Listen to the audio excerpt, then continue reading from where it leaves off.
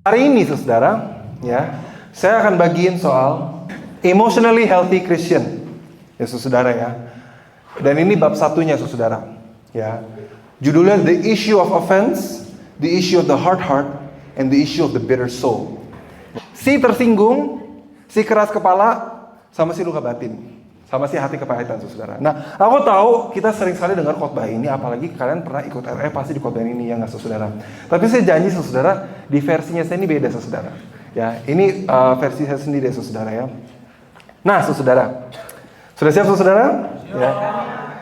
Oke, saudara. Ya, saya akan mulai, saudara, karena saya tahu di sini, saudara bukanlah Kristen yang baru mula-mula, benar?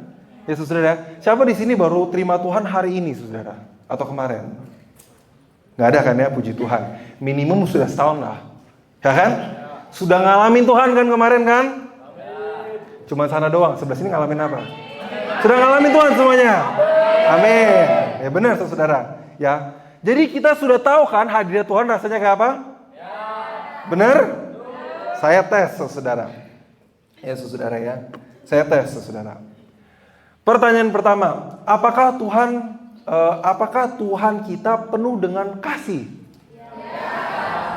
100. Hebat, saudara. Apakah dalam hadirat Tuhan kita bisa merasakan sukacita? Amin. Saudara ya. Nomor 3, saudara. Apakah dalam hadirat Tuhan kita bisa merasakan damai sejahtera? Ya. Apakah Tuhan bisa menyinggung perasaan kita? Ya, tidak. Aduh, saudara. Yes, no, yes. Yang bilang nggak apa-apa, jangan takut salah. Yang bilang iya, angkat tangan. Yang bilang nggak bisa, angkat tangan. Iya. Yang saya tidak tahu, angkat tangan. Yang golput, angkat tangan. Ya, saudara ya. Jadi nggak tahu, saudara. Nggak apa-apa, saudara. Jangan takut salah, saudara. Siapa di sini kayaknya Tuhan nggak bisa menyinggung perasaan saya. Tuhan nggak mungkin menyakiti hati saya. Ada yang merasa begitu nggak? Ada yang berpikir begitu? Nggak, aku tau nggak mau ngaku ya saudara ya, nggak apa-apa ya saudara ya. Tapi saya minta di sini tolong responsif, oke? Ya. Khotbah hari ini adalah the emotionally healthy Christian, orang Kristen yang emosinya dewasa, oke saudara ya. Nah saudara, waktu kita ngomong ya soal orang Kristen yang emosinya dewasa, siapa atau apa yang muncul dalam pikiran kalian? Jangan dijawab, pikirin saja dulu sebentar. Siapa sih yang keluar di pikiran kalian yang dewasa secara emosi? Siapa? Pak Stef kah? Pak Salim kah? Pastor Coeng kah? Siapa saudara? Pak Karyanto kah? Siapa saudara? Oke. Nah, saya ganti saudara pertanyaannya. Kalau sekarang saya tanya saudara, ya, siapa di bayangan kalian adalah orang Kristen yang secara emosi tidak dewasa? Siapa saudara? Siapa yang tiba-tiba keluar di pikiran saudara? Ayo. Siapa kira-kira yang keluar dari pikiran saya? Nah, saya ganti lagi ke pertanyaan nomor 3. Oke. Menurut kalian, apakah kalian secara emosi dewasa enggak? Coba pikir saudara. Belum. Wah, jujur sekali. Siapa tuh yang jawab? Belum, saudara. Ada yang jawab belum, saudara? Menurut kalian, saudara, apakah kalian secara emosi dewasa, saudara? Ya, saudara ya. Nah, saudara, ya. Untuk menjawab pertanyaan tadi, apakah Tuhan bisa menyinggung perasaan kita? Kita akan buka ayat bersama-sama, saudara, ya. Saya akan pakai bahasa Inggris, King James Version, Matius 15 ayat 3. Ya. Ayat 1 dulu deh, Matius 15 ayat 1. Nah, sudah buka semuanya? Ya. Then the scribes and the Pharisees who were from Jerusalem came to Jesus saying, "Why do your disciples transgress the traditions of the elders, for they do not wash their hands when they eat bread?" Ya. Nah, saudara kalau baca Alkitab, tolong pakai imajinasi, nyalain imajinasi. Oke? Ya. Jadi orang Farisi datang ke Yesus, dia bilang, "Why do your disciples transgress the tradition of the elders, ya? For they do not wash their hands when they eat bread." He answered, ayat 3, dia jawab dan mengatakan ke mereka, "Why do you also transgress the commandment of God because of your tradition? For God commanded, saying, honor your father and your mother, and he who curses father or mother, let him be put to death. But you say, whoever say to his father or mother, whatever profits you might have from me is a gift to God, then he need not honor his father or mother. Thus you have made the commandment of God no effect by your tradition. Hypocrites." Well did Isaiah prophesy about you, saying, these people draw near to me with their mouth and honor me with their lips, but their heart is far from me, and in vain they worship me, teaching as doctrines the commandments of men. When he had called the multitudes to himself, he said to them, hear and understand. Now what goes into the mouth defiles a man, but what comes out of the mouth, this defiles a man. Perhatikan ayat 12, saudara. Then his disciples came and said to him, do you know that the Pharisees were offended when they heard this saying? Oh, Yesus menyinggung perasaan mereka, saudara. Nah, saudara, saya pernah sharing ini, saudara, di Serpong, in a small group. Sekali ingat, saudara, yang pernah ikut ya, saudara, itu the small version, ini ada complete versionnya, saudara. Ya, berapa minggu lalu, saudara, saya nggak tahu kenapa waktu papa saya suruh saya memimpin di Serpong, saudara. Saya nggak tahu kenapa Tuhan tuh pengen saya ngomongin soal ini, saudara. Padahal ini adalah bahan saya mau ngomong di youth camp, jadi saya kompres kasih the mini version waktu lagi di cell groupnya itu, saudara. Tapi ini the full version ya, saudara. Ya, saudara ya. Jadi saya berharap semuanya di sini bisa dapat, saudara. Ya. Saya ulangin lagi, saudara. Orang disciples they came to Jesus and said, do you know that the Pharisees were offended by what you're saying? Okay. Gini loh, saudara, ya. Di ayat sebelum-sebelumnya, saudara, kalau saudara baca Alkitab di sini, Yesus itu sukacita, damai sejahtera, dia penyembuh. Benar? Dia melakukan banyak mujizat, banyak orang ikutin dia, saudara. Tiba-tiba, saudara, kalau saudara baca di ayat 14, saya lupa ayat 11 atau ayat 14, Yesus ngomong ke orang Farisi, kamu keturunan ular beludak. Tiba-tiba. Dan itu bukan ngomong in private. Oi, kamu keturunan ular beludak. Bukan gitu, saudara. Itu depan semuanya dia ngomong begitu, saudara. Saudara pernah ditegur, di ngomong depannya, kamu keturunan ular beludak. Pernah kayak gitu, saudara? Nggak pernah. Yesus begitu, saudara. Ya, dan dia depan banyak orang, ya, dia ngomong ke orang Farisi, kamu orang munafik. Ya, terus saudara, in secret, disciplesnya datang ke Yesus. Jesus, why did you say that? Pikir, saudara bisa mikir ya, saudara ya, suasana di sana tuh kayak apa? Murid-muridnya tuh bingung. Waktu saya baca ayat ini, saya bingung, saudara. There's something weird here. Ada sesuatu yang aneh, saudara. Kenapa Yesus ngomong sesuatu yang menyinggung mereka? Murid-muridnya datang, yes. Why do you offend? Kenapa kamu mengatakan itu? Dan itu menyinggung. Yesus tahu nggak sih itu menyinggung mereka? Tahu nggak sih itu menyakiti mereka? Sebelumnya engkau tuh selalu tentang damai sejahtera. Sebelumnya engkau tuh selalu tentang cinta. Tiba-tiba you came up something and you say to them, you said something that offends them. Why? Saudara, saya akan mulai dari sini, saudara. Ya, saudara ya. Siapa di sini percaya Tuhan Yesus itu ada juru selamat? Siapa di sini 100% percaya bahwa Tuhan itu adalah kebenaran? Firman Tuhan yang kita baca itu adalah kebenaran. Saya juga percaya, saudara. Boleh turun tangan, saudara. Sekarang saya nanya, saudara, dalam situasi ini, saudara. Ya. Apakah Yesus salah ngomong itu? Dia salah ngomong nggak, saudara? No. Yesus nggak pernah salah. Benar, saudara? Dia nggak pernah salah. Ya. Apakah dia tahu nggak yang dia ngomong itu bakal menyinggung perasaan mereka? Tahu, saudara. Ya, jadi siapa yang salah, saudara? Yesus atau orang-orang Farisi? Orang Farisi, saudara. Benar, saudara. Jadi kita harus merubah cara berpikir kita, saudara. Jadi pertanyaan kita, kenapa orang Farisi tersinggung? Kenapa, saudara? Karena setiap perkataan Tuhan yang keluar dari mulutnya adalah kebenaran. Dan kebenaran selalu menyinggung mindset yang salah. Selalu. Kebenaran selalu menyinggung. Dalam kisah ini, saya belajar, saudara. 3 tahun lalu saya belajar. Tuhan adalah contoh dan pokok dalam hidup kita. Orang yang secara emosi dewasa. Dan orang Farisi, saudara, adalah contoh bagi kita. Orang yang secara emosi tidak dewasa, saudara. Dan kita akan kulik, saudara, di sini, saudara. Ya, saudara ya. Mereka tersinggung, saudara. Ya, saudara ya. Nah, saudara. Kita akan lanjut, saudara. Ayat 13. But he answered and said, every plant which my Father has not planted will be uprooted. Let them alone. They are blind leaders of the blind. And if the blind leads the blind, both will fall to a ditch. Biarkan mereka, kata Tuhan. Mereka adalah orang-orang buta, kata Tuhan, saudara. Nah, saudara, saya mau ngajarin ini ya. Saya berharap ya, habis saya ngajarin ini, saya bukan ngajarin kita semua boleh dengan enaknya menyinggung perasaan orang. Bukan. I'm teaching you how to deal with offense.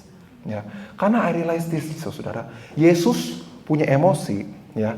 Dia punya emosi itu begini, saudara. Bukanlah dia itu punya emosi, bukanlah di mana dia itu coba avoid rasa singgung. Dia tidak bisa tersinggung. Saya ulangi lagi, saudara, orang Kristen yang dewasa bukanlah orang Kristen yang menjauhi dari rasa singgung, tapi tidak bisa bebas dari rasa singgung, saudara. Berapa kali orang fitnah Yesus, berapa kali orang ngatain Yesus, berapa kali orang meremehkan Yesus, emang dia tersinggung, saudara? Kalau dia tersinggung, emang dia bisa masuk panggilan dia? Ngerti, saudara? Paham, saudara? Ya, saudara ya. Saudara, ya, kebenaran selalu menyinggung, saudara. Ya, saudara. Dan Yesus mengatakan ini, biarkan, let every plant which my Father has not planted be uprooted. What does it mean, saudara? What does it mean? What is plants? Plants are seeds, are mindsets. Okay? Soil, tanah adalah hati, saudara. Ya, kadang-kadang, saudara, Tuhan mau keluarin mindsetnya kita yang salah, mengeluarkan trauma kita yang salah, dan caranya adalah lewat singgungan. Paham, saudara? Ayat 14, biarkan mereka sendiri, mereka adalah orang buta yang buta. Dan kalau orang buta menuntun orang buta, dua-duanya akan jatuh, saudara. Sebenarnya gini loh, saudara.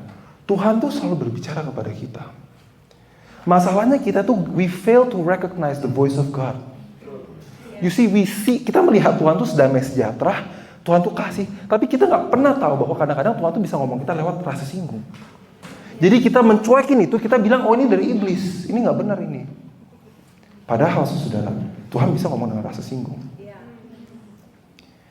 Kenapa, saudara? Begini loh, saudara.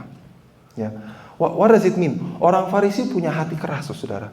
Gini, saudara, orang yang hati keras, Tuhan tetap ngomong. Itu anugerahnya Tuhan, saudara. Tuhan akan tetap ngomong. Tapi kalau hati kamu keras, segala hal yang kamu dengar itu singgungan bagi kuping kamu. Bagaimana kamu tahu hati saya keras atau enggak? Seberapa gampangnya singgung kamu? Orang semakin sensitif, semakin gampang baperan, hati kamu keras. Semakin hati kamu keras, semakin kamu orang buta. Sama seperti orang Farisi. Mohon jangan tersungging.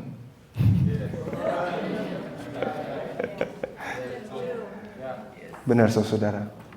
Ya. How do I know hati saya keras? Seberapa gampang kamu tersinggung orangnya. Ngerti, saudara? God always speaks. Tuhan selalu berbicara, saudara. Ya, the problem is I fail to recognize His voice. Saya gagal untuk bisa mengetahui, untuk bisa membedakan yang mana suara Tuhan, saudara. Amin, saudara. Ya, kita lanjut, saudara. Ya, saudara. Jadi, saudara, dari sini kita sudah membuat sebuah kesepakatan, pengertian bahwa orang Farisi adalah orang yang tidak dewasa. Benar? Ya. Jadi sekarang kita akan kulik, saudara, kita akan korek. Oke, orang yang secara tidak dewasa, secara emosi itu apa? Nah, ini, saudara, yang saya temukan ciri-ciri orang yang emotionally unhealthy. Ini ciri-cirinya, saudara. Nah, waktu saya ngomong ini, saudara, ciri-cirinya, saya nggak mau kalian nunjuk kanan kiri. Oh, papa mama saya kayak begitu, pastor saya kayak begitu, nggak. Check yourself. Ngerti, saudara? Ya, check yourself. Ya, ini bukanlah khotbah untuk kalian bisa mengkoreksi orang lain. Check yourself. Kamu nggak bisa merubah orang lain kalau kamu nggak pertama merubah diri kamu sendiri. Oke. Nomor satu, saudara. Saya bertanya sekarang, saudara. Ya, orang Farisi adalah orang yang paling banyak beribadah, benar. Tapi, saudara, mereka punya kuasa nggak? Enggak. Sebenarnya mereka ada sih. Tahu nggak kuasanya dari mana, saudara? Crowd. Keramaian, saudara. Wah. Mereka punya, tau gak kenapa orang Farisi masih punya kuasa tinggi? Because many people agree with them. Because they please many people. You see, orang yang secara emosi insecure, their emotional security itu comes from crowd approval. Aduh, saya harus bikin Kovalen senang hari ini. Kalau Kovalen hari ini selek sama saya merasa insecure banget. Enak banget. Orang Farisi kayak gitu, saudara. Begitu Yesus naik, kan dia fame-nya naik tuh, semakin terkenal. Mereka mulai insecure, saudara. Mulai insecure. Mulai mikir aneh-aneh, mau bunuh Yesus, mau itu. Kenapa, saudara? Semuanya gara-gara insecure di sini, saudara. Ya. Dan power itu comes from crowd agreement, saudara. Ya, kedua, FOMO. Saudara, FOMO banget. Ya, their opinions is easily swayed by what other people say. Gampang banget terombang-ambing dengan apa yang orang ngomong, saudara. Ya, sebentar orang bilang gini, misalnya, saudara, kita lagi ngosipin Valen, Kovalen ya. Kovalen, oke. Ini sorry Koko. Jadi Koko jangan tersinggung ya, Koko. Koko paling dekat sama saya di sini ya. Misalnya si Grace ngomong ke saya, Kovalen tuh orangnya keras kepala banget. Oh ya, oh gitu ya. Iya. Terus sebentar sebelahnya bilang, oh enggak, Kovalen tuh baik. Oh gitu ya. Oh ya. Terus sebelahnya bilang lagi, oh enggak Kovalen. Jadi opini saya gampang berubah. Another example, kripto tuh bagus. Oh, saya mau masuk kripto. Saya masuk kripto. Jangan, kripto tuh jelek. Gampang ini. Oh ya, kalau gitu saya enggak. Ngerti nggak saudara? Lama-lama dia tuh bingung saudara, yang mana yang benar, yang mana enggak. Dia nggak punya opini dari diri sendiri. Dia gampang banget ke bawah arus apa yang orang lain ngomongin soal anything. Gampang banget. Masa sih? Dia nggak bisa bedain saudara. Yang mana orang yang kata-katanya harus didengerin, yang mana orang kata-katanya tuh nggak bisa didengerin. To the point di mana dia punya trust issues. Kenapa saudara? Karena dia terus dalam hidupnya jatuh cinta, terus percaya orang yang salah terus. Karena dia nggak bisa bedain yang mana harus dipercayain, yang mana enggak. Next, saudara, ya, they're easily spiritually drowned, killed in a negative situation. Fear revolves around their life. Apa tuh, saudara? Sama kayak orang Farisi, saudara. Ya, kalau lagi youth camp, wah, Tuhan luar biasa. Pulang-pulang tiba-tiba hadirat Tuhan pergi. Kamu penuh dengan rasa takut, penuh dengan cemas. Pernah ngalamin itu, saudara? Ya, datang ke RE, wah Tuhan luar biasa. Pulang-pulang, aduh, rasa takut, rasa cemas datang, saudara. Filled with fear, filled with anxiety. Sebentar masuk dalam hadirat Tuhan, besoknya penuh dengan ketakutan. Jadi mau yang mana nih? Gitu loh, saudara. Ya, saudara. 4, defensive, very reactive, reaktif banget. Emosi tuh kayak rasanya kayak ada gunung mau meletus. Tuh nggak? Sebentar lagi bakal meledak, duar gitu loh. Kalau ada orang ngomong something tentang sesuatu yang sensitif dalam hidupnya, kamu rasanya mau naik suara, mau meledak, mau pengen teriak, saudara. Tuh nggak, saudara? Ya, misalnya kalian sensitif kalau orang ngomongin soal mamahnya kamu. Ya, si Grace tiba-tiba ngomong, mama itu, kamu jangan ngomongin mama, kamu tuh nggak ngerti. Langsung naik, langsung darah tinggi, reaktif gitu, saudara. Ya, terus leader kamu ngomong, tadi kamu nyanyinya kurang bagus. Soalnya begini, enggak kok, bapak nggak tahu. No, jawab terus, ngomong terus, saudara. Kayak begitu, saudara. Ya, ini saya akan ngomong lebih dalam lagi, saudara. Next, saudara. Ya, si quote in quotation mark ya, si sok humble, saudara. Nah, kita orang Indonesia, saudara, kita punya sebuah kultur. Ya nggak, saudara? Kita tuh punya sebuah kultur. Kamu ngomongnya tuh dijaga. Jangan menyinggung orang lain. Nanti kalau kamu singgung perasaan orang lain tuh salahnya kamu. Please ya guys ya, kata-kata itu tolong dijaga ya guys ya. Kayak gitu ya guys. Benar ya saudara ya. Dan orang Indonesia tuh kita tuh punya culture jadi humble. Saya fotografer, videografer dulu di Taiwan pernah kerja. Tapi saya masih belajar. Saya belajar untuk humble. Kok nggak apa-apa, saya masih belajar. Kayak gitu saudara. Tapi kan kita nggak tahu isi hati orang itu apa. Humble itu bukan what you say, humble itu dalam hati, waktu orang ada lihat. Seberapa bisanya kamu nurunin egonya, kamu tuh humility, saudara. Bukan kamu tuh ngomongnya semanis apa. Ngerti, saudara? Ya, Tuhan tuh nggak butuh kamu ngomongnya, oh ya, saya siap belajar, Tante Sherry, saya open kok, saya santai, Tante, saya santai kok, Gwen, saya santai kok, Om mau ngomong apa itu terserah kok, terserah gitu. Tapi di belakang hatinya ini, orang ngapain sih ngomongin saya dulu gitu, saudara. Ya, dan yang terakhir, si sungkan. Ya, si sungkan ini, saudara, itu lebih nggak terdeteksi. Ya, karena tertutup, saudara. Yaitu orang lebih tertutup, si sungkan. Si sungkan itu kalau di mobil, ya di tengah, duduk berempat. Kenneth, kamu kesempitan nggak? Oh nggak Om, saya aman kok. Tapi di hati, aduh pantat saya sakit banget ya. Sampai berdiri, pantatnya semutan. Kenneth, kamu nggak apa-apa? Bisa Om, bisa 3 jam lagi kok Om. Waduh, gitu saudara, kram banget saudara ya. Kemudian saudara, ya Kenneth kamu lapar nggak? Enggak Om, perutnya krok. Enggak. Aku bisa. Oh enggak usah om, nggak apa-apa om. Beneran om, nggak mau. Nggak apa. Kenapa saudara? Karena si sungkan tuh takut menyinggung si mereka saudara. Tapi saya tahu dari mana saudara? Kita tahu dari mana orang sungkan tuh juga ciri-ciri orang yang emosi tidak sehat. Ciri-ciri orang yang hatinya keras. Karena saudara kalau mereka ditegur, mereka nutup. Mereka sebenarnya tersinggung juga, tapi mereka ngomong. Cara keluarinnya beda. Cara ngomongin ya bukan di depan, di belakang, pelan-pelan keluar. Pelan-pelan, ya om, ya tante, dari belakang ini om tante nggak benar ini. Oh ya om, ya tante, kamu tau nggak sih dia? Oh ya om, ya tante, terus keluar, tiba-tiba keluar, hilang saudara. Ya saudara yang, apa yang terjadi saudara waktu orang secara emosi tidak sehat saudara? Ya, Matius 16 ayat 1 sampai 4. Matthew 16 verse 1. The Pharisees also with the Sadducees came and tempting desired him that he would shew them a sign from heaven. Nah, saudara harus tahu ini pasal 16. Sebelum pasal-pasal ini Yesus banyak melakukan mujizat depan mata mereka. Pas pas sebelum ayat ini ya, ayat 35 pasal 15 nggak usah dimundurin nggak apa-apa. Ya, itu Yesus baru aja melakukan mujizat, memberi makan ke 4.000 orang. Sebelumnya dia nggak sembuhin orang. Sebelumnya lagi dia melakukan mujizat. Di pasal 16 orang Farisi mengatakan gini, ayat 2. Ya. Ayat 2, ya. What did they ask? They ask him this, Jesus, show us a sign. Tolong tunjukin kita sebuah tanda. You see, saudara, dengerin saudara. Ya. The problem is, masalahnya bukanlah Tuhan tuh gak nyata dalam hidupnya kalian. The problem is, kadang-kadang hati kamu terlalu keras untuk ngebuka ke Tuhan. It's not his problem. Bukan Tuhan harus adjust to me. I need to adjust to him. Bukanlah Tuhan harus adjust yourself to my emotions. Saya hatinya harus adjust myself ke dia. Ngerti saudara? Nah, orang Farisi gak bisa ngerti gini. Tuhan, you show us a sign. You make us believe. Ya saudara, kita akan lanjut lagi saudara. Lanjut terus saudara, oke? Siap ya? Terakhir saudara, ya, ciri-ciri orang yang keras hati. Saudara. Ya.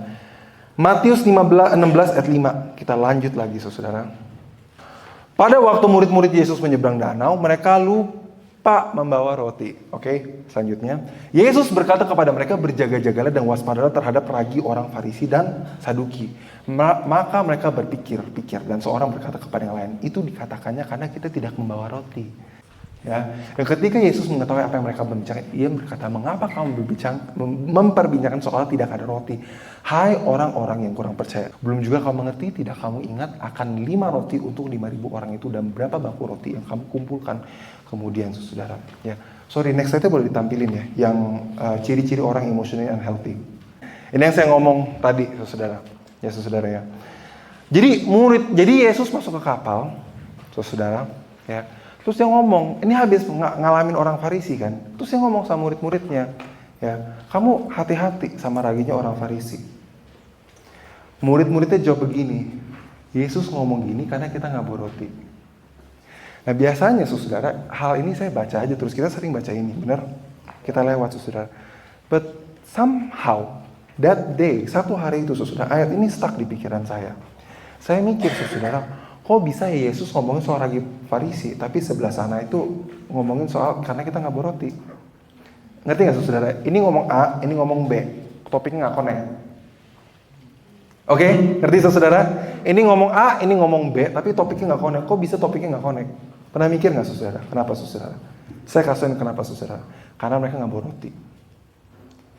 Apa artinya? Takut diomelin.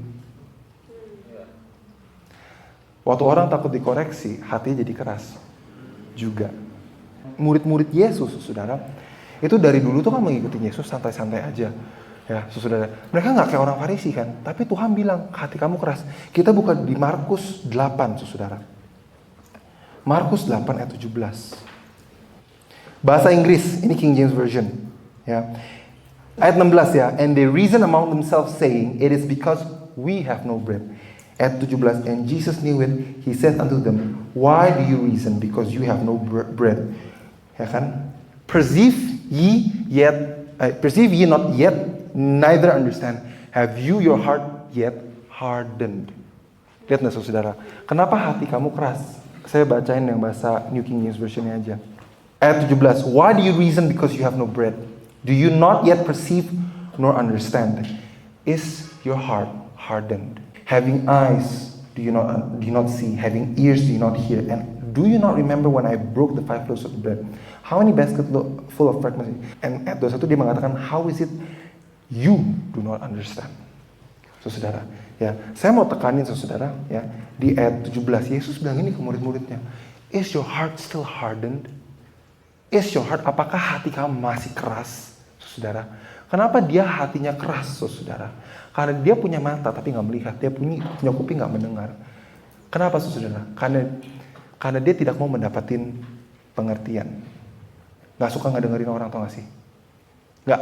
Kalau orang ngomong, bukan coba ngedengerin dari perspektif dia, mereka try to defend, reason with themselves. Itu isinya jadi dia keras semua, saudara. Hati jadi keras. Saya punya papa, saudara. Saya tahu itu rasanya kayak apa. Papa saya tuh orangnya tuh, papa saya tuh kalau ngomong itu, saudara, itu langsung hati gejelep. Ya. Papa saya tuh ngomongnya tuh langsung gejelep. Mama saya ngomong tuh masih mikirin perasaan orang. Kalau papa saya tuh zrep gitu. Ya. Jadi, ya, kalau papa saya datang mau tegur saya, itu rasanya kesannya tuh menyeramkan, saudara. Wah, saudara, ya. Jadi waktu saya masih kecil, saudara, saya punya kebiasaan ngejawab papa saya balik. Pokoknya apapun, saya belajar, saudara. Papa saya tuh orang lihat black and white, ya. Pokoknya Om Steph itu bisa ngehakimin dan salahin kalau itu black and white. Kalau saya salah, saya bikin tuh gray aja, gray area. Saya nggak tahu Pak Steph. Gimana Pak Steph bisa salahin saya kalau saya nggak tahu? It's not my responsibility. I don't know.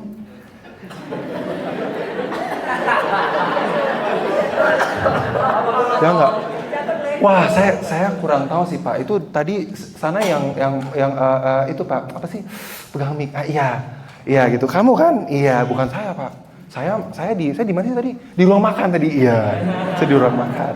Bukan saya. Saya melatih diri saya dulu begitu, saudara. Karena nggak enak ditegur. Sakit tuh, saudara. Teguran tuh sakit. Kadang-kadang teguran dan koreksi rasanya kayak rejection, you know. But it's not rejection, it's love. You have to change the way you think. Hello, saudara. So I learn, ya saudara, it's very, very, very, very hard. Yang susah itu, menurut saya lebih susah dari masuk ke panggilan tuh. You know, lebih susah daripada doain orang adalah untuk ditegurin menurut saya. Kayak enak ditegurin. Ya saudara ya. Lebih susah ditegurin, saudara. Ya. Saya ingat pertama kali saya belajar ini. Oh, jadi Tuhan pengen saya mengerti dari sudut pandang papanya saya. Papa saya sama saya tuh orangnya opposite banget. Dia introvert, saya extrovert, ya. Dia orangnya realistis, saya imajinatif. Dia orangnya itu logical, saya feeling gitu, saudara. Dia orangnya organized, kan kamu jadi orangnya tuh harus plan for the worst thing ahead. Enggak Pak, we have to go with the flow, you know. Saya begitu, saudara. Ya, jadi saya kena tegur terus. Enggak, Papa nggak ngerti, Pak. Papa nggak ngerti saya. Papa nggak pernah di sepatu saya. Papa nggak pernah jadi saya. Papa nggak ngerti saya, saudara. Bodoh saya begitu, saudara. Ngejawab terus. Papa saya bisa salah. Tapi Tuhan tidak pernah salah kasih otoritas ke saya. Kalau saya tidak menggunakan setiap aset yang Tuhan berikan kepada saya orang bodoh. Nanti, saudara. Pertama kali saya ingat banget, saudara. Saya pilih untuk duduk, diem, dengerin, coba mengerti dari sisi dia. Dan dia boleh ngomong apa saja. Dan omongan itu cepret. Kena setiap gigi, setiap segi egonya saya. Saya diem. Nangis, saudara. Pak, ya Pak. Saya udah coba pegang Bapak. But you know what, saudara? At the end of the day, gini, saudara. Don't try to protect your ego. When God corrects you, don't protect it. Open it up. Nanti, saudara, I open up my ego ke my dad. My dad tuh ngomong, saudara, ke saya. Kayaknya sakit. But you know what I understand? Tau gak apa yang saya dapetin, saudara? Understanding. Saya bisa melihat dari papa yang saya melihat. Saya bisa melihat dari yang saya melihat. I see two different worlds, two different views. Tapi I see how bagaimana Tuhan menggunakan apa yang papa saya lihat, papa saya, ke dalam dunia saya. Makanya kalau ditegur, lagi gak enak kata itu, saudara. Jangan cepat-cepat reaksi, jangan cepat-cepat reaktif. Makanya the Bible say, slow to speak, quick to listen. Kalau kamu melatih sebuah lifestyle, kamu cepat balas, kamu hati jadi keras orangnya. Gitu, saudara.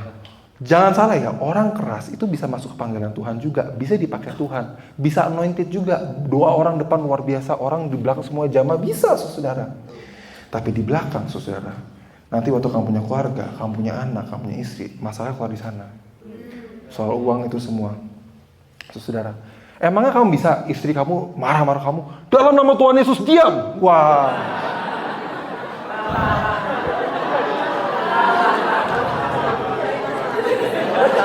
Nggak bisa, saudara.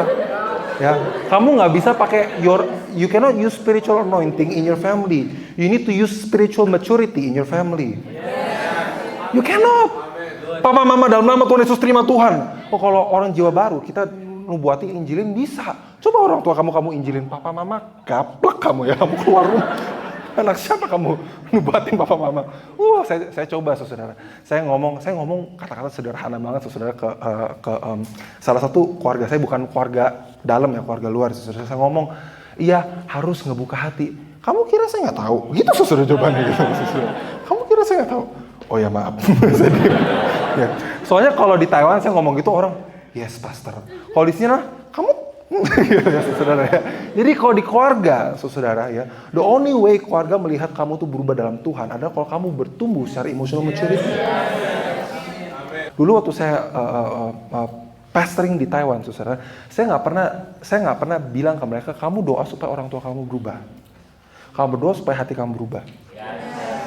Kamu jangan berdoa supaya Tuhan bisa menunjukkan diri kamu, dia sendiri kayak kita tuh, tau nggak saudara ya, to the point dimana kita tuh merasa Tuhan tuh menunjukkan diri sendiri ke orang tua kita, dan orang tua kita tuh percaya Tuhan, itu lebih gampang daripada kita berubah dan look at me, God changed my life. Ngerti nggak saudara? It's easier sometimes to pray, God please show yourself to my parents. It's way easier daripada God please change my life so that I can show you through my life. Because changing is harder. Ngerti saudara? Ya saudara ya.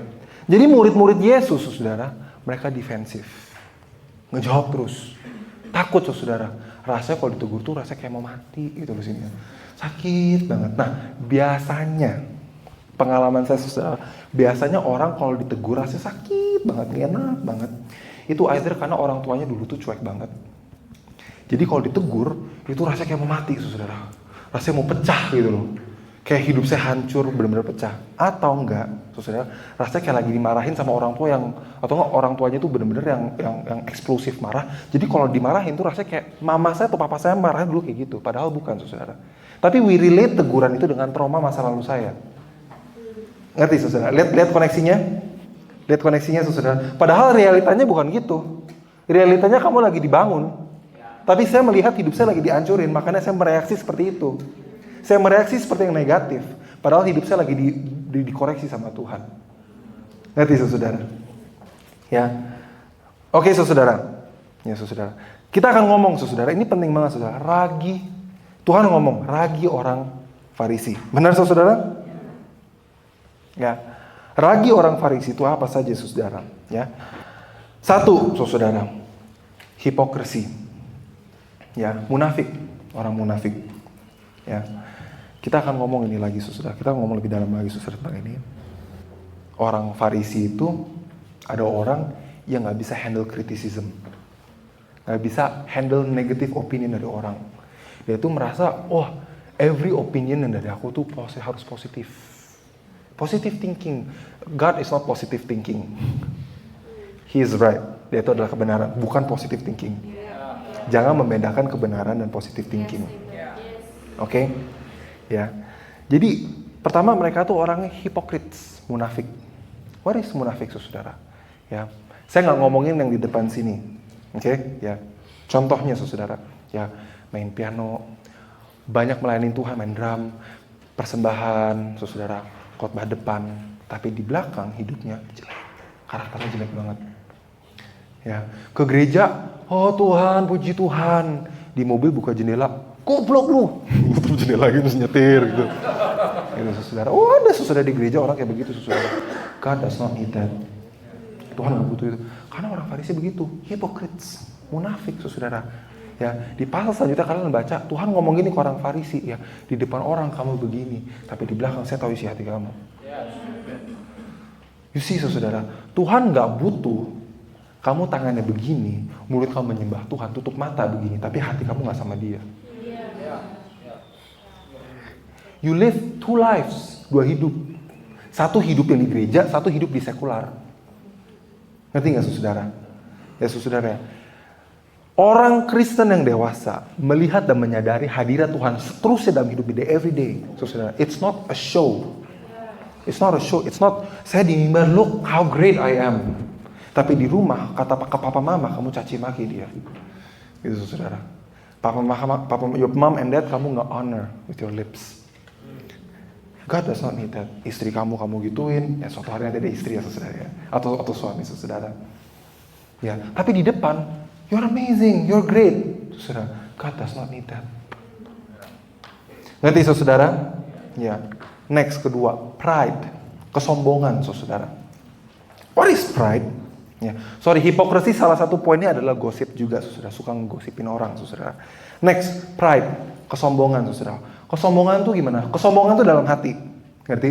Tapi kesombongan tuh bisa kita rasakan juga di emosi. Apa ciri-ciri kesombongan? Kesombongan, 1, gengsi. Gengsinya setinggi gunung. Naik banget gengsinya. Gengsi banget tuh, saudara. Kalau melihat orang tuh nggak bisa begini. Lihat orang tuh harus begini. Gitu loh, saudara. Orang harus kayak gini, gitu loh, saudara. Ya, gengsi banget. Judgmental banget. Ya, ini orang hari ini pakai bajunya kayak, ngerti ya, saudara? Jelek banget, berantakan banget, kayak orang pengemis, nggak ada baju-bagusan ya, gitu jelek. Terus ngomongin ke temen yang lihat kayak gini. Itu judgmental, saudara. Ya, tapi judgmentalnya dengan motivasi untuk menghancurkan. Don't mistake judgmental yang mau menghancurkan sama criticism yang mau membangun. Ngerti? Ya. Kalau my spiritual leader ngomong, kamu bajunya harus beres. Jangan bilang kamu judging saya ya. Enggak, gitu loh, saudara. Kamu lihat dulu dia siapa. Dia your spiritual leader, gitu loh, saudara. Kalau dia nggak ngomongin, siapa yang ngomongin? Coba. Ngerti, saudara? Kalau Yesus nggak ngomongin, yang ngomongin siapa lagi? Ngerti, saudara? Jangan salah. Kalau leader ngomong itu bukan judgmental, it's correction. Harus bisa punya the wisdom, hikmat untuk bisa membedakannya, saudara. Ya, next, sinis, saudara. Sinis banget, saudara. Ya, saudara. Sinis tuh ya sama, suka membandingkan, suka melihat orang. Makanya, saudara, kalau saya lagi marahin orang itu punya pride, have pride, have judgmental, punya sinis, punya gengsi. Saya nggak pernah ngomong, saya jarang banget sih ngomong, kamu nggak boleh gengsi, kamu nggak boleh pride. Sometimes root problemnya bukan di sana. Ngerti, saudara? When the root problem is gone, your heart is renewed.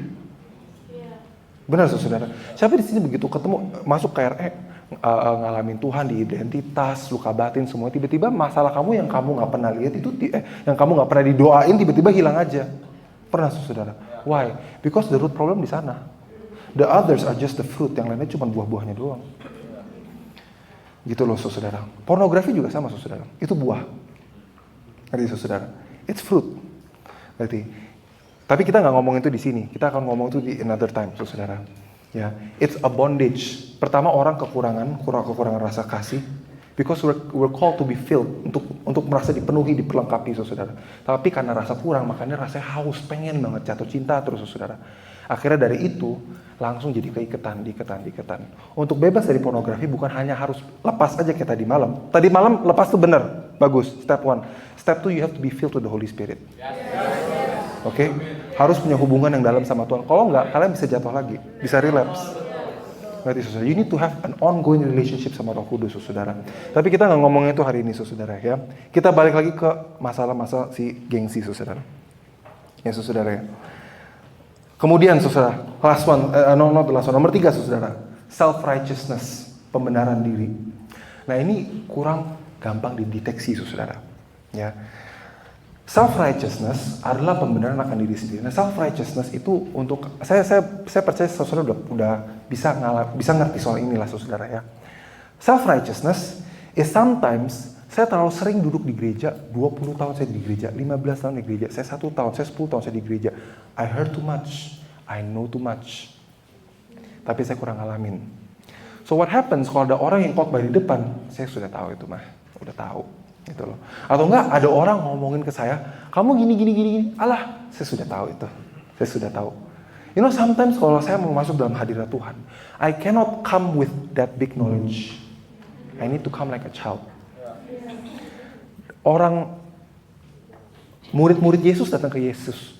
God, lihat, who is the greatest in the kingdom of God? Siapa yang paling hebat in the kingdom of God? Ya. Why did they say that? Because all the disciples, mereka habis ngusir setan, mereka habis doain orang. Wow, mujizat. Kalian pernah melakukan mujizat? Tahu, relatable dong. Can you feel the power of Christ so strong in you?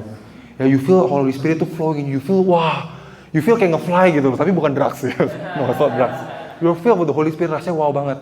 And mereka langsung berdebat, Tuhan, look, who's the greatest? And Tuhan bawa apa? Anak kecil. He said, this is the greatest. Yang the greatest in the kingdom, dalam kerajaan Tuhan yang terhebat, bukanlah orang yang banyak bisa, not the greatest anointing, tapi orang yang bisa with no anointing, tapi bisa masuk hadirat Tuhan. Because he is great just the way he is. Not with his achievements. Bukan dengan pahalanya dia hebat karena dia tahu dia siapa, dia itu anaknya Tuhan. That's the greatest, saudara. The most amazing thing, hal yang terhebat, yang terbaik, saudara, tentang Tuhan kita bukanlah tunggu saya hebat dipanggil Tuhan baru saya bisa masuk dalam hadirat Tuhan. I can enter His presence now as a child. Walaupun saya nggak punya apa-apa, saya nggak tahu apa-apa, I can feel Him. That's great. Kalau saya hebat, saya datang ke Tuhan, and Tuhan menerima saya in my greatness, that's not great. Tapi kalau saya dalam kelemahan saya, dalam kekurangan saya, dalam dosa saya, dia menerima saya, that's great. Benar, saudara. Ya, saudara ya. Ya. Next, saudara. Ya, leavings of the Pharisee sama lagi kayak tadi, insecure, saudara. Insecure banget, orang insecurean banget, saudara. Itulah orang Farisi. And last and final one, saudara. Dan menurut aku ini penting sekali. Last one. Boleh buka PowerPoint-nya? Traditions and religions. Tradisi dan agama, saudara. Yang terakhir laginya orang Farisi adalah tradisi dan agama. Oke, kita akan turn back, oke? Apa sih tradisi dan agama, saudara? Ya, kita buka lagi di ayat pertamanya kita yaitu, saudara, di Matius 15. Kita akan bolak-balik terus di Matius 15. Oke, saudara ya. Kita akan buka lagi di Matius 15, ya. Ayat 7. Ya. Yesus ngomong gini sama orang Farisi, hypocrites, munafik. Well, did Isaiah prophesy about you saying, these people draw near with their mouth and honor me with their lips, but their heart is far from me. Dengerin, saudara. Their heart is far from me. So, what does God want? Apakah Tuhan mau kamu pelayanan kamu di gereja atau hatinya kamu? Yang mana, saudara? Hati. Kalau saya melayani Tuhan, tapi saya nggak pakai hati, namanya apa? Agama, saya melakukan sesuatu, saya nggak butuh hati. Lakukan aja. Benar nggak, saudara? Bayangin, saya mau makan. Makan. Nah, itu agama gitu, saudara. Karena Alkitab mengatakan dalam segala hal bersukacita. Give thanks. You see, tanpa kita menyadari, kita punya roh agamawi, saudara. Tanpa kita menyadari, gereja itu punya banyak sekali roh agamawi. To the point di mana ke gereja itu, saudara, menjadi sebuah rutinitas. Saya datang, saya duduk, saudara. Oh ya, saya dengerin. Saya sudah tahu ini. Saya datang ke gereja karena saya Kristen. Saya tunggu hari pengangkatan saya ke surga, saudara. Mati kamu secara rohani. Kenapa, saudara? Because church is not a system. Church is a relationship. When that relationship die, you die. I promise you will die. No, I don't promise you. Alkitab promise you will die. Their heart is far from me, saudara. Ada orang nanya ke Yesus kan, Yesus, what's the two greatest commandments? Apa dua commandments itu bahasa Indonesia apa? Perintah Allah yang terbesar. Number one, love your God with all your heart. That's relationship. Itu hubungan, saudara. Kedua, saling mengasihi. Seperti kamu mengasihi diri kamu sendiri. That's relationship. Yang lainnya itu di bawahnya kata Tuhan. Ngerti nggak, saudara? So the biggest and the greatest foremost, number one commandment yang Tuhan mau dalam hidup kita adalah kita punya hubungan, saudara. Tanpa hubungan, you are dead. Gereja tanpa hubungan, kau mati, saudara. Ngerti, saudara? Ya, saudara ya. Lanjut, and in vain they worship me, teaching as doctrines the commandments of men. Ayat 9, and in vain. Dan dengan sia-sia mereka menyembah saya, tapi pengajaran itu pengajaran aturannya manusia. Itu artinya apa, saudara? Aturannya manusia, saudara. Aturan manusia itu apa, saudara? Aturan manusia, saudara, adalah sistem yang mati, saudara.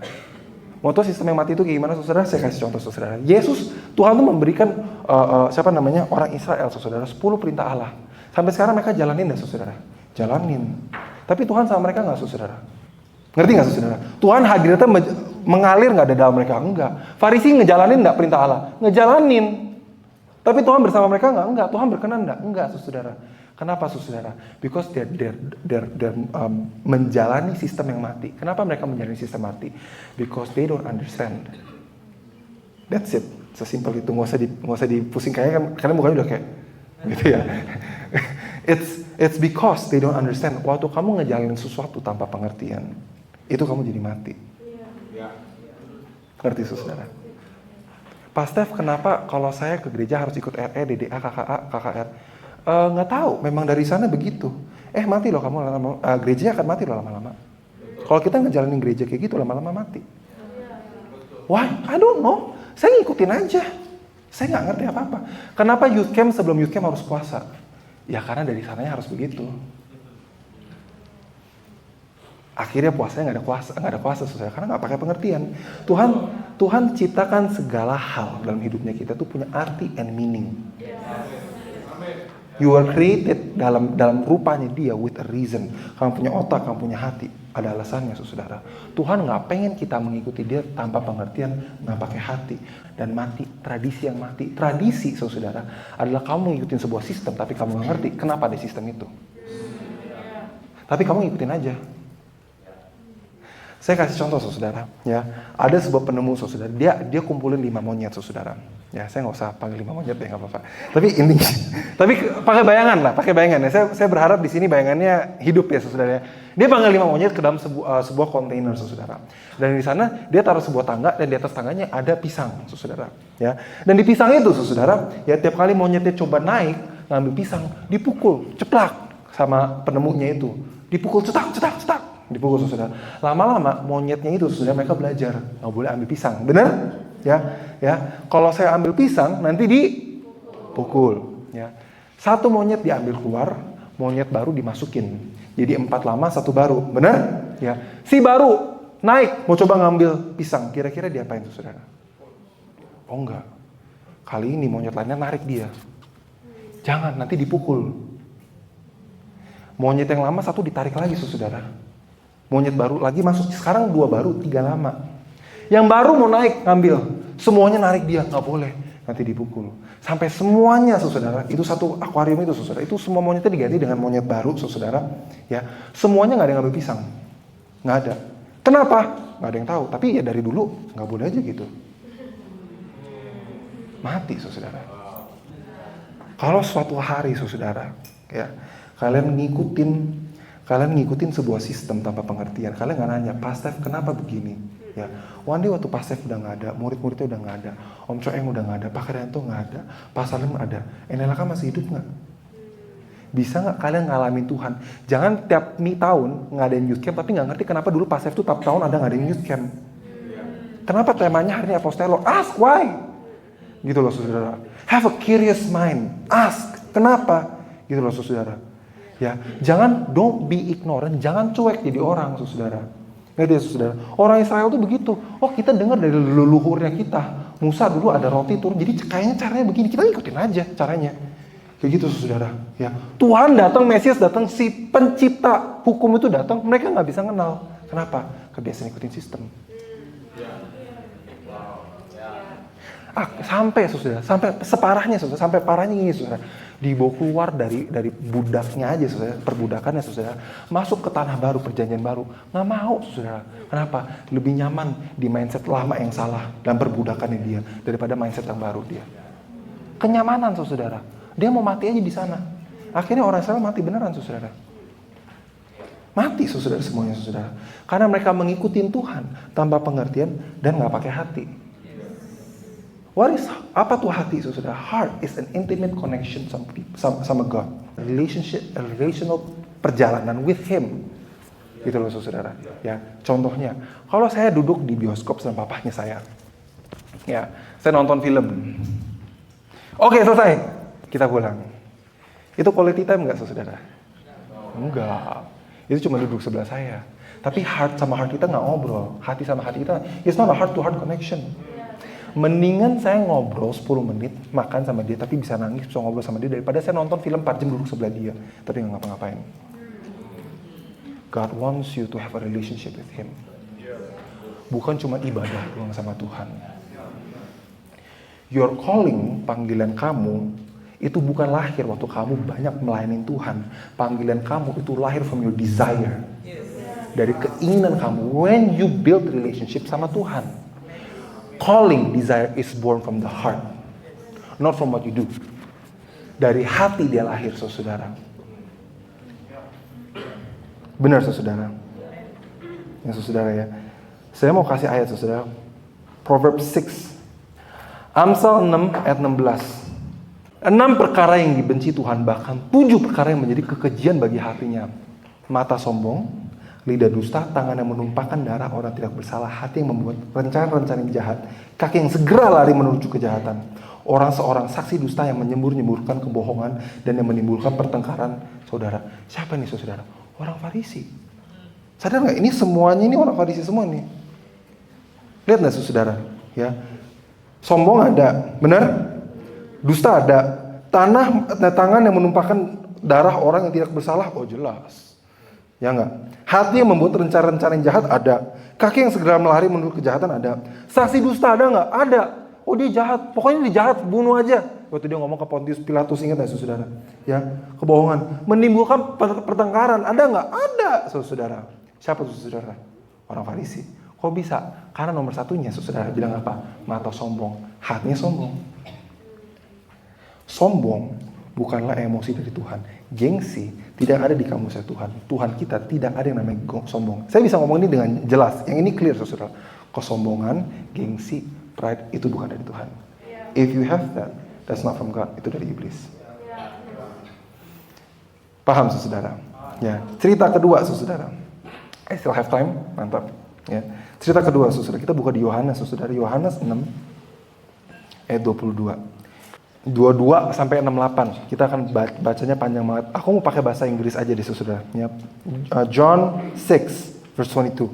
On the following day when the people who were standing on the other side of the sea saw that there was no other boat there except the one which his disciples has entered, and that Jesus has not entered the boat with his disciples, but his disciples has gone away alone. However, other boats came from Tiberias. Ya. Jadi intinya dari ayat 22 sampai 25, Yesus pergi tapi banyak orang ngikutin dia. Benar saudara? Ya, ayat 26. Jesus said to them, ya, most assuredly I say to you, you seek me. Mereka cari Tuhan. Mereka ngikutin Tuhan kenapa saudara? Cari Tuhan. Kenapa mereka cari Tuhan saudara? Karena mujizatnya. Ini orang hebat, mujizatnya hebat. Ngerti nggak saudara? Ya. Most assuredly I say to you, seek me not because you saw the signs, but because you ate the loaves and you were filled. Do not labor for the food which perishes, but for the food which endures to everlasting life, which the Son of Man will give you, because God the Father has set His seal on Him. Sorry saudara, saya ralat saudara. Lebih parah saudara, mereka bukan ngikutin Tuhan karena mujizatnya, mereka ngikutin karena mereka mau kenyang. Kata Alkitab. Ya. And then they said to Him, what shall we do that we may work the works of God? Tuhan bilang gini saudara, ya, jangan bekerja untuk makanan yang akan mati, yang fana. Ya, carilah makanan yang seumur hidup. Mereka jawab, apa yang harus kita lakukan? Yesus bilang, this is the work of God, that you believe in Him. Ya kan? Supaya kamu percaya kepada Dia yang dikirim oleh Tuhan. Mereka nanya, apa tandanya?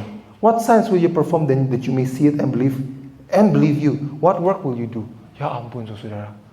Tanda apa yang akan kau tunjukkan kepada kita bahwa kau adalah Mesias? Barusan dikasih makan banyak sama Tuhan. Kok mereka gak bisa lihat? Orang yang hatinya keras itu nggak bisa melihat, benar-benar buta, saudara, benar-benar buta. Hal yang mereka bisa lihat itu adalah materi. Nanti teman saya ngomong apa, besok saya makan apa, saya pakai baju apa, saya masa depan uangnya gimana. They cannot see yang lainnya, saudara. Ya, benar-benar buta. Orang yang hatinya keras itu benar-benar buta sekali.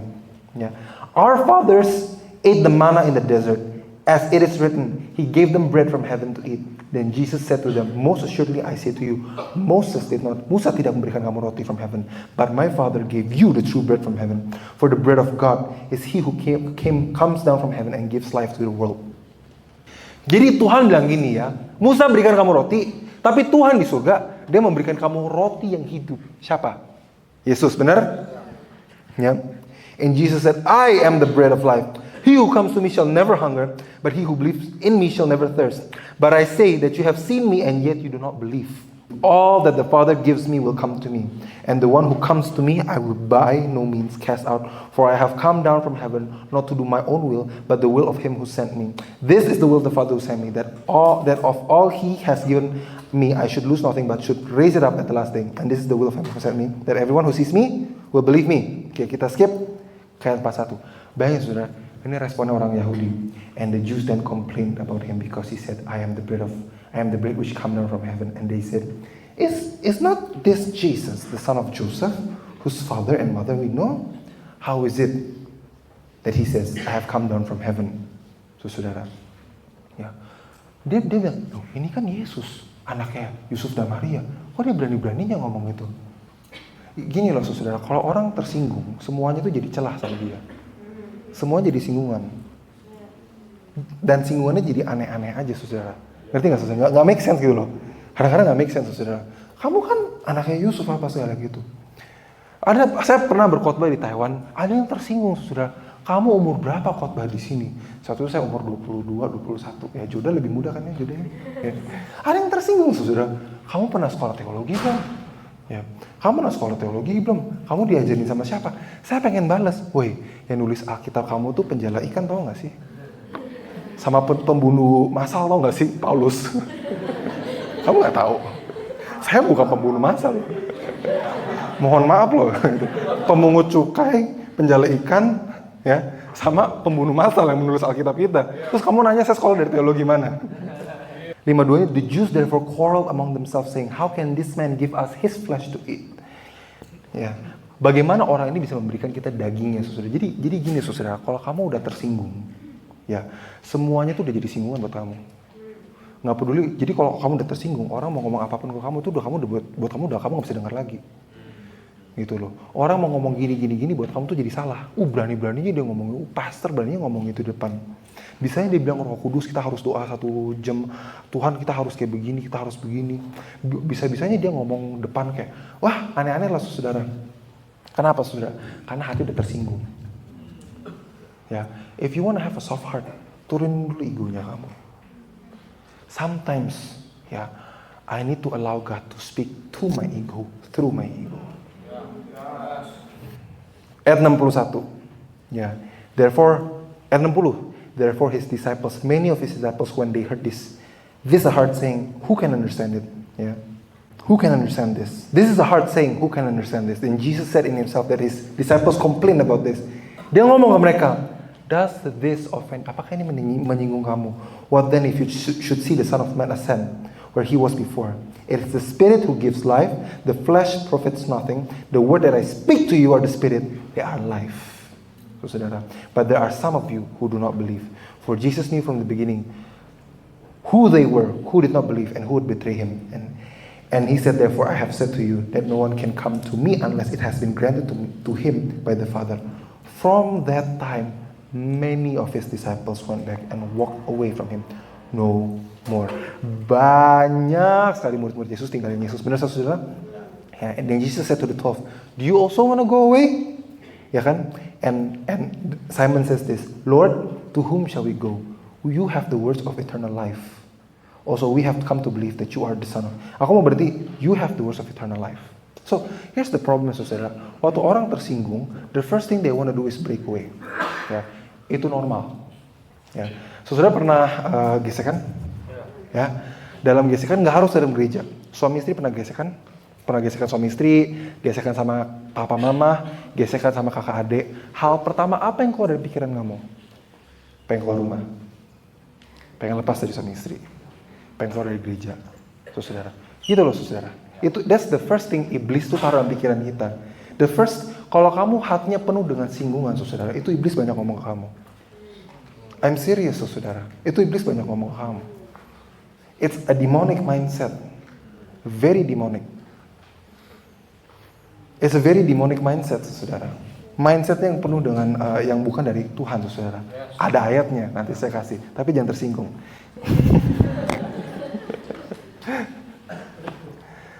So Jesus ngomong ke orang murid-murid 12-nya, "Does this offend you? Apakah kamu akan meninggalkan juga?" Petrus jawab apa? No. Why not, saudara? Ya, why not, saudara? What happens when you break away, saudara? What happens waktu kamu lepas dari offense, saudara? Sometimes dunia itu ngajarin kita harus lepas dari toxic relationship. Ya, by toxic relationship I don't mean boyfriend dan girlfriend ya. I mean orang tua yang toxic. Ya, orang tua yang toxic, siblings yang toxic, keluarga yang toxic, kita harus lepas. Benar? Ya, dunia ngajarin kita kayak begitu, saudara. Ya, it's lebih gampang saya ngelepas daripada saya menyelesaikan masalahnya. Itu lebih ribet. Kayak gitu, saudara. Tapi, saudara, tahu nggak, saudara, waktu murid-murid Yesus lepas, ya, mereka mati nggak secara rohani? Mati. You see, waktu kamu break away from a conflict, you die. Mati kamu. Ya. Kok bisa mati? Karena Petrus bilang ke Yesus, you have the words of eternal life. Saya ulangi lagi, saudara, because Peter said, you have the words of eternal life. Saya sambungin deh, saudara. Gereja, kepalanya Yesus. Gereja yang sehat bukanlah gereja yang nyaman. Gereja yang sehat adalah gereja yang banyak konflik tapi stay. Ngerti gak, saudara? Kamu bisa bergesek, kamu bisa disagree, but you won't go. Kamu bisa terluka, kamu bisa kecewa, but you won't go. So, saudara bilang yes sekarang, I hope nanti waktu itu kejadian, saudara, kamu bisa tetap bersama dengan Tuhan. Because Peter said, you have the words of eternal life. I live, saya hidup because you spoke. Even though what you speak is offensive to me, I know yang kamu berbicarakan itu, yang menyinggung saya, itu yang membuat saya hidup. Bukan waktu saya tinggalin. Rasa singgung itu akan menghidupkan saya. Because I know, yang harus adjust, yang harus berubah, bukanlah kamu, tapi saya. Ngerti, saudara? Ya, saudara ya? Ya. Topik selanjutnya, saudara. Bagaimana hati menjadi keras? Jadi, kenapa orang bisa keras kepala, saudara? Ya, saudara ya. Oke, saya akan kasih ayat, saudara. Ini pakai Inggris juga, saudara. Ya. Let's open. Boleh buka PowerPoint. Yakobus 3, James 3. Kita pakai bahasa Inggris. James 3 verse 13. Who is wise and understanding among you? Let him show by good conduct that his works are done in the meekness of wisdom. But if you have bitter envy and self-seeking in your hearts, do not boast and lie against the truth. This wisdom does not descend from above, but is earthly, sensual, demonic. For where envy and self-seeking exist, confusion and everything are there. But the wisdom that is from above is first pure, peaceable, gentle, willing to yield, full of mercy, good fruits, without partiality and without hypocrisy. Now the fruits of righteousness is sown in peace by those who make peace. Amin, saudara. Maksudnya apa, saudara? This is what the Bible is saying. Pertama waktu saya baca ini ribet banget karena it's quite heavy thinking, saudara. Tapi then I realize ada yang menjelaskan ini ke saya, saudara. Alkitab ini mengatakan who is wise and understanding. Siapa di antara kalian berbijaksana dan punya pengertian? Kata Alkitab begitu, saudara. Benar, saudara. Siapa di antara kalian yang bijaksana dan punya pengertian? Kelihatannya mana? Dari buah-buahnya. Benar, saudara. Now the Bible said there is two types of wisdom. Ada dua jenis hikmat. Not three, not four, dua. Cuma dua jenis hikmat. Hikmat yang Alkitabiah sama hikmat yang bukan dari Tuhan. Jelas? Ya, ini bilang nih, ya, wisdom from above sama wisdom yang earthly, sensual, demonic. Bagaimana kita bisa bedain duanya? Yang dari surgawi, pure, peaceable, gentle, willing to yield, full of mercy, good fruits, without hypocrisy. Ya, yang dari duniawi, yang dari iblis, saudara, adalah self-seeking, confusion, bitter envy, terluka, saudara. Tapi ini saya masih nggak ngerti, saudara. Oke, maksudnya apa, saudara? So I prayed ke Tuhan, saudara, cukup lama soal ayat ini karena berat banget, saudara, buat saya ngerti, saudara. And then God gave me an understanding di sini, saudara. You see, saudara, ya, in life, hidup selalu memberi pelajaran. Dan pelajaran ini selalu menjadi hikmat. Dan hikmat ini menjadi panduan dalam hidupnya kita. Life teaches a lesson. Hidup selalu memberi pelajaran. Life always teaches a lesson. Waktu kamu dikecewain sama pacar kamu, waktu kamu dibohongin sama bosnya kamu, waktu kamu dimarahin sama papahnya kamu, hidup selalu mengajari kamu sebuah pelajaran. Tapi kalau kamu merespon dengan rasa sakit hati with bitter envy, yang keluar always the wisdom from heaven, yang bukan dari Tuhan. You see, saudara, the emotional healthy ini, saudara, you have to see, ya, bahwa hati dan pikiran itu interconnected. Itu is interconnected, saudara. Ya, everyone dari kita di sini, saudara, kita di sini punya pengalaman hidup benar. Pengalaman hidup kita tuh beda-beda, saudara. And everyone dari kita ini punya namanya mindset, saudara, pikiran, saudara. Dan mindset kita ini terbentuk dalam proses hidup. Proses apa? Ngalamin apa kamu dalam hidup, saudara. Nah, masalahnya, saudara, dalam proses hidup kita memilih untuk merespon dengan sakit hati. Waktu kamu memilih untuk merespon dengan sakit hati, semua mindset kamu tuh iblis semua, saudara. Oke, saudara. So, let me give you a much easier example. Ya, saudara, ya. Let me give you a much easier example. Nah, saudara, mindset iblis itu kayak apa, saudara? Contohnya, saudara, saya akan membuang siapapun dalam hidup saya ini yang saya nggak butuh. Saya akan membuang siapapun dalam hidup sini yang saya nggak butuh. Saya dulu punya mindset ini, saudara. Saya dulu terluka, kecewa, saudara. Dan dari pengalaman itu, saya membuat mindset. Siapapun yang saya nggak butuh, saya akan buang. Ya, saudara. Apalagi, saudara. Ya, orang gereja mah begitu-begitu aja lah ya. Mereka semua sama, munafik. Ya. It's a mindset, saudara. Ya. Ini yang lebih relatable lagi, saudara. Saya nggak akan lagi nangis depan orang. I will never appear weak depan orang. Oh, that's a mindset, saudara. Itu mindset yang pasti keluar habis kalian ngalamin a deep trauma. Keluar pikiran itu tiba-tiba. Bukan tiba-tiba lagi happy, saya nggak bakal akan keluar kelihatan lemah lagi depan orang. Nggak pernah kan keluar mindset kayak gitu kan. No, when you're having a deep traumatic, terjadi sesuatu yang traumatis, saudara. And then hati kamu penuh dengan luka batin, saudara. Penuh, sangat pahit, saudara. Dan itu keluar di pikiran. You see, when your heart feel, waktu kamu merasakan sesuatu, your head thinks. You cannot think without your heart cannot feel without your head. Ya, saudara, ya. Semua cowok mah sama, munafik. Ini untuk cewek, saudara. Yang habis cowoknya tinggalin dia, terluka. Semua cowok mah munafik. Saya punya trust issue sekarang. Gitu, saudara. Tapi dia ngomongnya gitu, tapi dia in real life dia gampang jatuh cinta lagi, saudara. Ngerti nggak, saudara, ya? Terus apa, saudara? Wah, jadi orang Kristen tuh sengsara, jadi pendeta tuh sengsara. Saya nggak mau dia masuk dalam panggilan Tuhan. Kayak gitu loh, saudara. Ya, saya nggak mau lah masuk dalam panggilan Tuhan.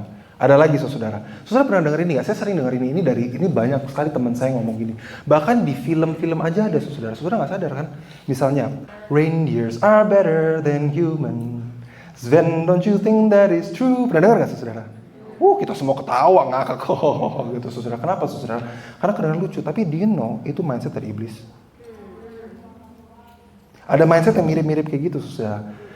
Contohnya, saudara, ya,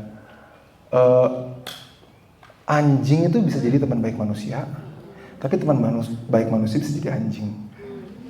Ada, saudara, yang punya mindset gitu, saudara. Ada, saudara.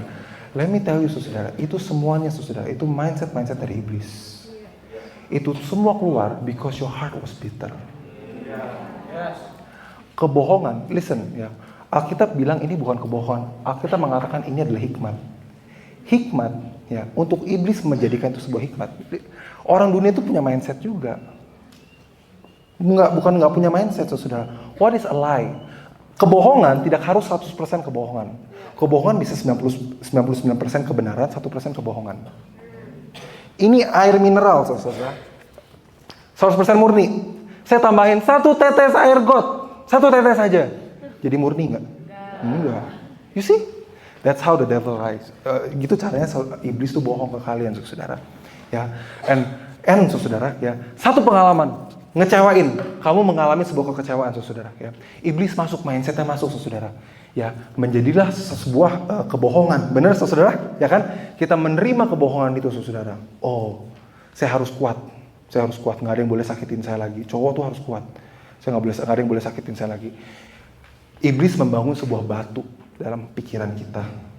A cornerstone namanya, sebuah batu. Dan dalam batu ini, iblis ngumpet di belakangnya. Benar nggak, saudara? Ya. Salah, saudara. Saya menjebak kalian lagi. Siapa yang bilang ya? No, saudara. Itu bukan cara iblis ngumpet. Repeated, terulang, kamu dikecewain lagi, terus menerus. Dan every time kamu dikecewain, kamu pilih untuk merespon dengan salah. Kamu milih untuk punya cara berpikir, hati kamu salah terus. Batu demi batu. Lama-lama saudara jadi benteng musuh. Terus di sana musuh bisa ngumpet.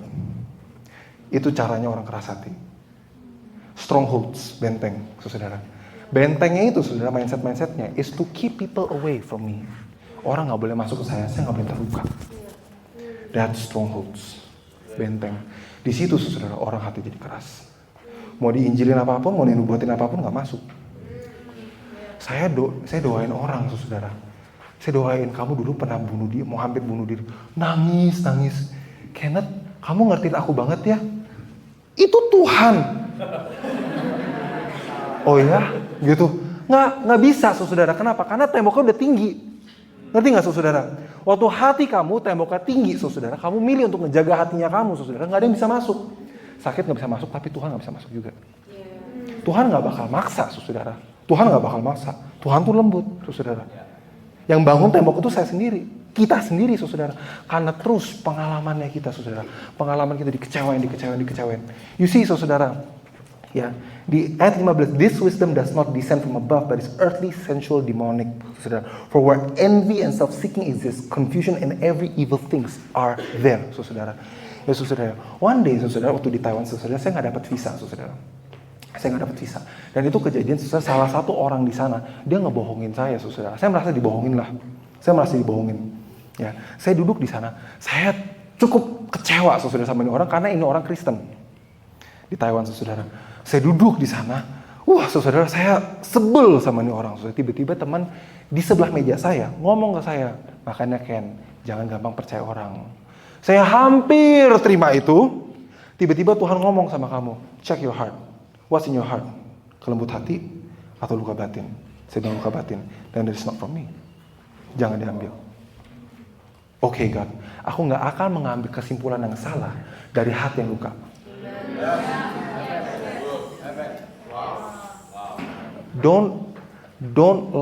Jangan membiarkan pengalaman kamu define the reality of God.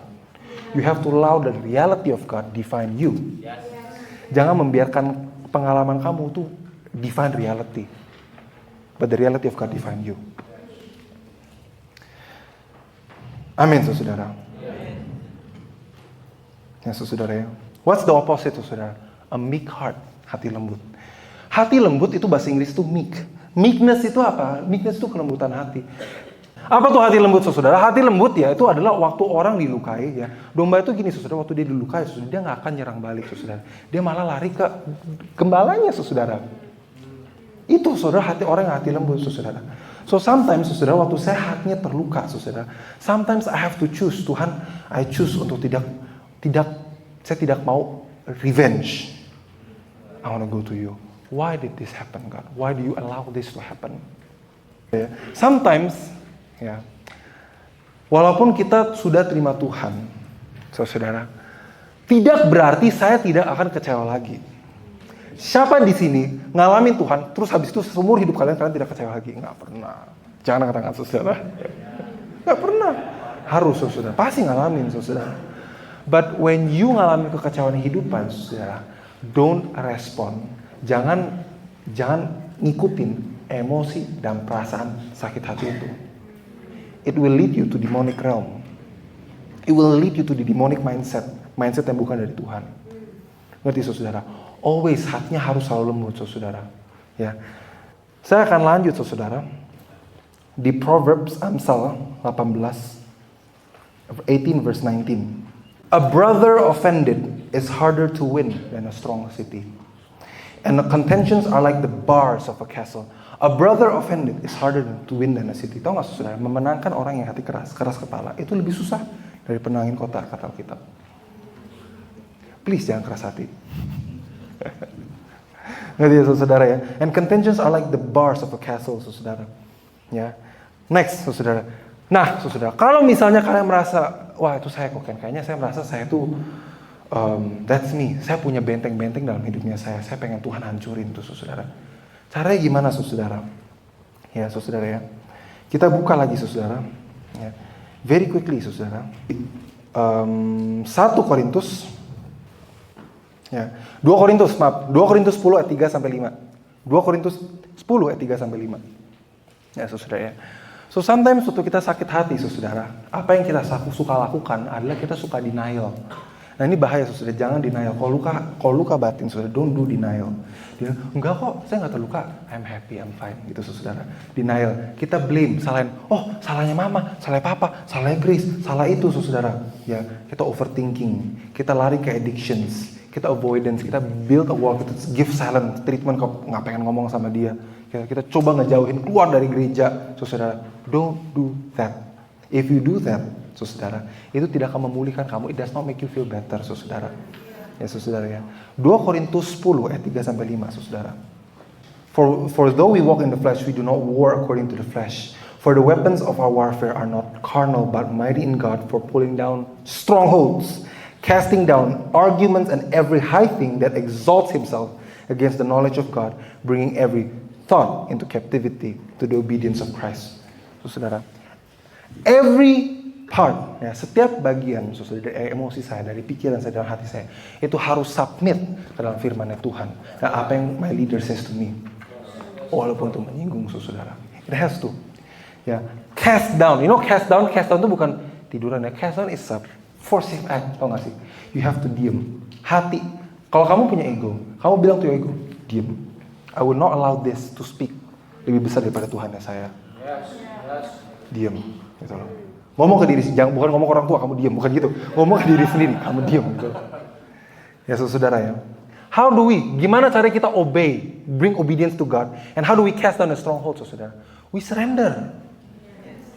Ya, surrender, saudara. Nah sering kali orang tuh nggak ngerti surrender apa. Surrender itu is in wars dalam peperangan. Let's talk about peperangan rohani, saudara. Sedikit, saudara. Ya.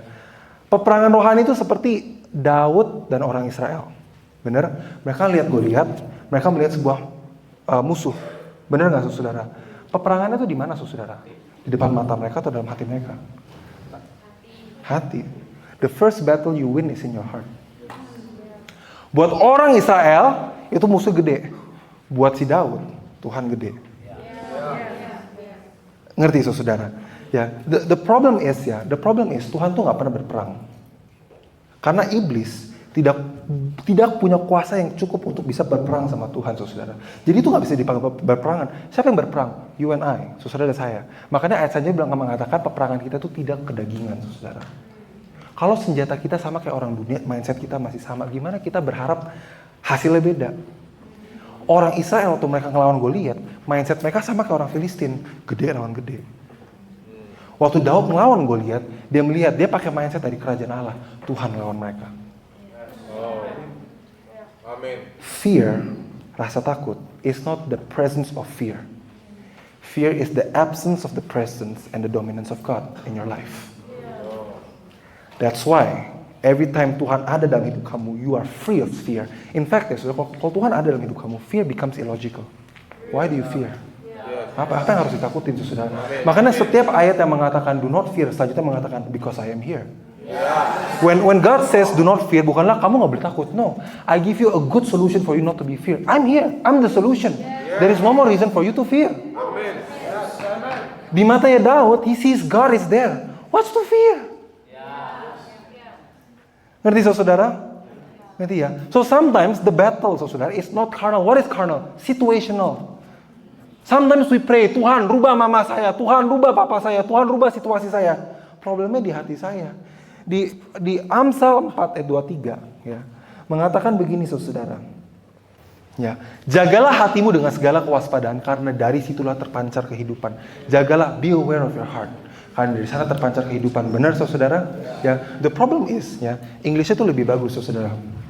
Ya, keep thy heart with all diligence for out of there issues of life itu keluar dari hati. Masalah-masalah yang kamu ngalamin itu dari hati kamu. The problem isn't your. If you pray, God please change my mom. God please change my dad. The first thing he's gonna do is your heart. Pertama kali orang Israel terus minta Tuhan jawab, tolong jawab, please answer our prayer, please help solve our problem. The first thing that God wants to change is their heart and their mindset. So when you pray, Tuhan tolong rubah hidup saya, Tuhan tolong please change this, please change that. The first thing He's gonna do is change your heart, not your situation. Jadi to make it fast, mendingan Tuhan, I surrender my life to you. Tuhan, I surrender my mindset to you. I'm willing to change my mindset to what you see, gitu loh. Saya, I'm willing to change my heart. I'm willing to change my mind. Apapun yang you did not put here, whatever plans, apapun benih yang kau tidak taruh di sini, I'm willing to take out dengan firman Engkau. Itu loh saudara. Ngerti saudara? Amin saudara. Ya, jadi peperangan kita tuh bukan kedagingan saudara. The first war we have is in our mindset. Karena Tuhan tidak pernah punya peperangan saudara. He always win. Mau ngelawan badai apapun dia selalu menang saudara. Kalian lihat Petrus saudara waktu dia berjalan di atas air saudara, dia berjalan di atas air, benar saudara? Dia tenggelam saudara. Kenapa dia tenggelam saudara? Karena dia melihat badainya itu lebih besar daripada mujizatnya. Padahal Tuhan itu depan mata dia. Therefore waktu dia melihat begitu, fear masuk. Kenapa? Karena pikirannya dia, Tuhan nggak di sana. Kadang-kadang Tuhan bisa di situ, tapi not in your mindset, not in your heart. Then you have fear. Then kamu boleh anxiety, kamu boleh punya panic attack, kamu boleh punya depression apa semua itu karena nggak ada Tuhan. Silakan. Tapi kalau ada Tuhan, kamu nggak punya hak lagi untuk punya gitu semua. It's gone. Amin, saudara. Ya, saudara ya. Gitu loh, saudara. Ya, it's gone, saudara. Don't react and respond emotionally to situational problems, but wait upon the Lord. Itu loh, saudara. Wait upon the Lord, kayak Daud gitu loh saudara.